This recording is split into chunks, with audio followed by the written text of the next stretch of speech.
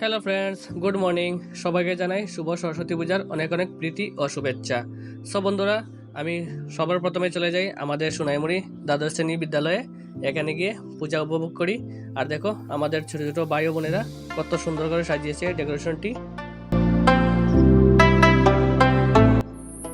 Video করতে গিয়ে দেখা হয়ে গেছে আমাদের গ্রামের দুটি ছোট্ট ভাই ও একটি পুচকি বোনের সঙ্গে, আর বাকিরা ডান্স নিয়ে ব্যস্ত ছিল।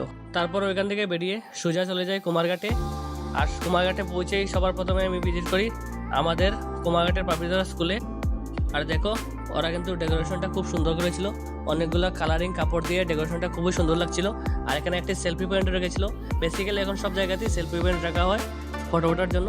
তোমরা ইচ্ছে করলে এখানে সেলফি উঠতে পারবে। জ্ঞানের দেবী সরস্বতী মায়ের সুন্দর মুখখানি দর্শন করি, আর এখানে কিছু সময় আমি পূজা উপভোগ করি। তারপর বেশি দেরি না করে ওইখান থেকে বেরিয়ে পড়ি এবং কুমারঘাট টাউন হয়ে ডাইরেক্টলি আমি চলে যাই ফটিকরা দ্বাদশ শ্রেণী বিদ্যালয়ে। আর দেখো এখানে আবির দিয়ে কি সুন্দর আলপনা করেছে, আর ওদের ডেকোরেশনটাও কিন্তু খুব সুন্দর হয়েছিল। তারপর ওইখান থেকে বেরিয়ে পড়ি। ওইখান থেকে বেরিয়ে বাইকে চেপে সোজাসুজি চলে যাই নিধিবিক গার্লস স্কুলে।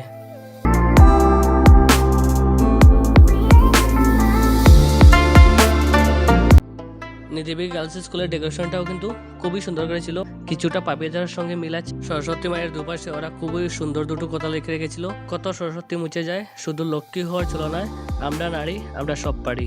আর বাইরে ওরাও একটি সেলফি পয়েন্ট রেখেছিল, সেম টু সেম পাপিয়াজারের মতোই।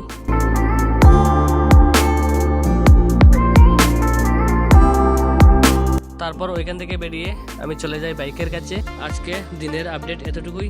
রাত্রের আপডেট পেতে হলে প্লিজ দেখতে থাকো সুদীপ দা ব্লগার। দেখা হচ্ছে নেক্সট পার্টে। ততক্ষণ টাটা, বাই বাই।